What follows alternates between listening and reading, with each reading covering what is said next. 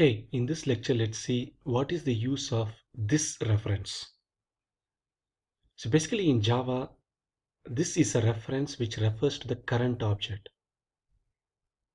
So let's build a couple of samples around this to really understand what is the use of this. So let me go and then build a new project.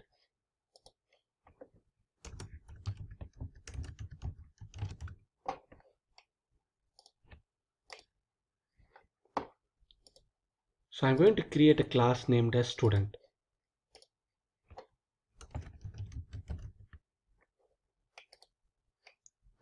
So I'm going to have like two attributes,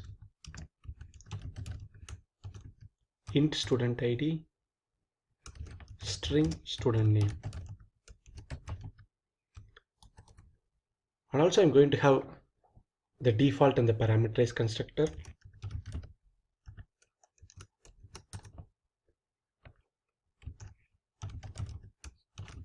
So in the default constructor, I initialize the data members. So I initialize the student ID to 0 and then the student name to empty value.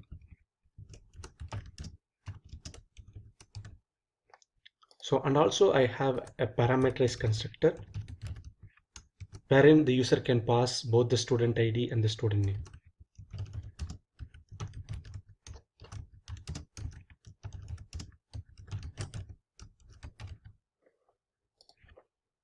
So now I'm going to say student ID equal to student ID and then the student name equal to student name. And I'm going to have a method named as print details,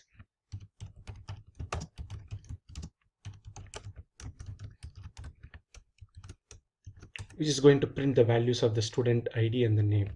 So I'm going to use the shortcut sysout and then control spacebar.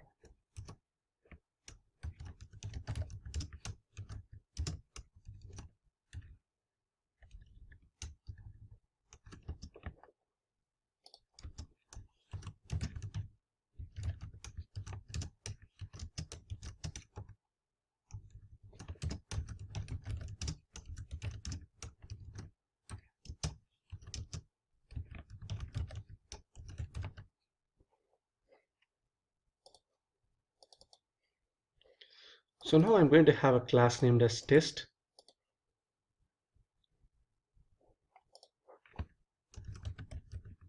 Which is going to have the main method.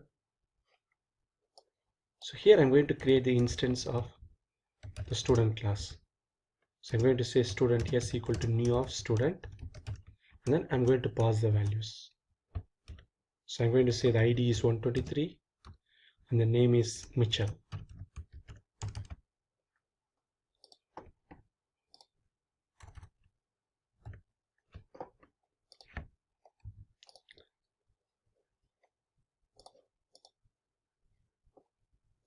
Sorry, this should be integer.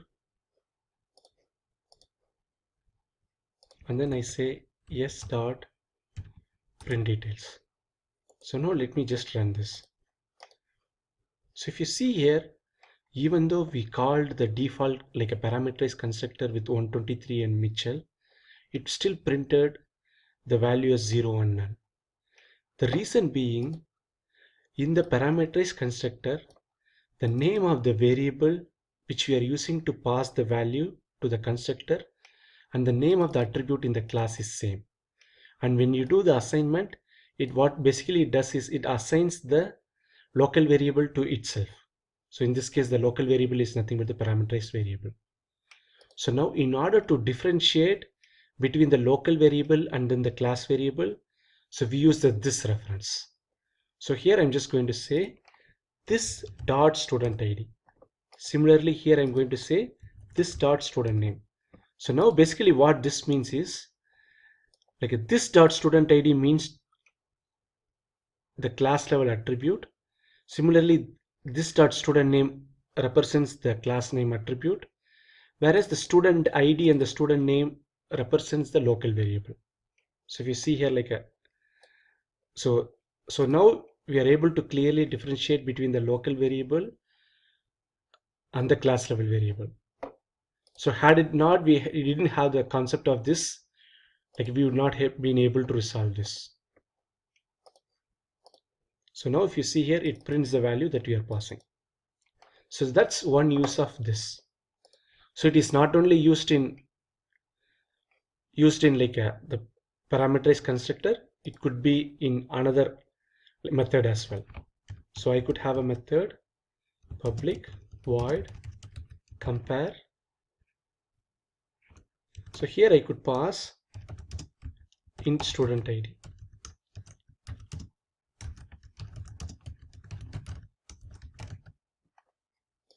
So now in case if I want to compare the value of this student ID against the class level member variable, in order to refer the class level member variable, I need to use this dot student ID. Similarly, if I want to refer the student name, you have to say this dot student name. So with this, we got a good understanding of the use of this reference. So generally what developers do is, like whenever they are referring any class level variables, irrespective of whether it has conflict or not, they start to use this reference. So that way, right, like when you look at the code at any point, it will ensure that it is readable, and you will know that when you have something with this dot, it means it is referring something to the class level, like a variable. So this reference like can be used not only within the not only for the like class level attributes, but it can be also used for the methods as also. Say suppose like as part of the parameterized constructor, I want to invoke the print detail method. So what we will do generally is like just call print details. So in this case, what we can also do is like use this reference to call the print detail methods. So the advantage with this is like when someone reads this code, they will definitely understand that the print details is another method which is part of the same, which is part of the class. So that's like it increases the readability. So going forward, whenever you're referring any class level variables or member functions, so always try to use this. So that way your code is more readable.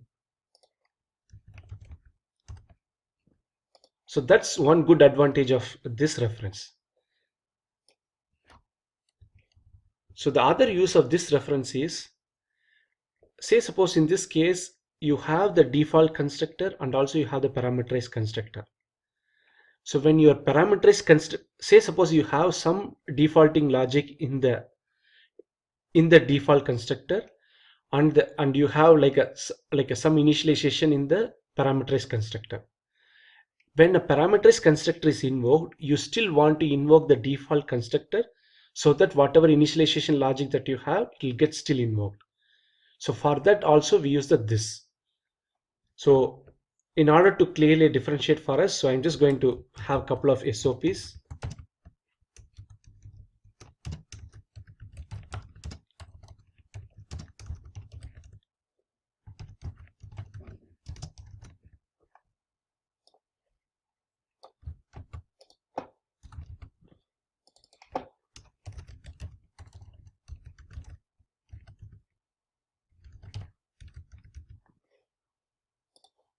So now when I run the test.java, so I'm basically invoking the parameterized constructor. So that's the reason it prints out it's invoking the parameterized constructor. So going back to our original use case, say suppose we want to invoke the default constructor as part of the parameterized constructor. So then what we can do is, right, we can just call this and then the parameters that we want to pass. So right now, like we don't have any parameters to call the default constructor. So if you see here, we are just going to call this and with no parameters. So now let me just run this. So if you see here, so we are trying to invoke the parameterized constructor. To have the default initialization, it still calls the default constructor, initializes it, and then comes to the parameterized constructor. So when you are using this to refer any other constructor, so basically it should be the first statement as part of the constructor. You cannot have this anywhere else. So if you have anywhere else, it's going to complain. The compiler is going to say the constructor call should be the first statement in a constructor. So I'm going to remove this, put it back.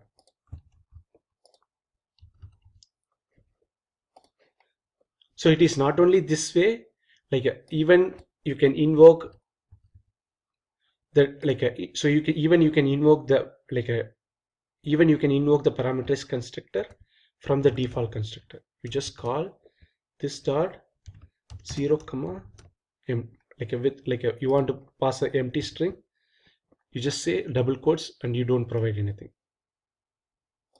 So now say suppose you are creating a student by calling the default constructor, and if you print it out, you will see that it prints the value 0 and empty. Although so let me just remove this.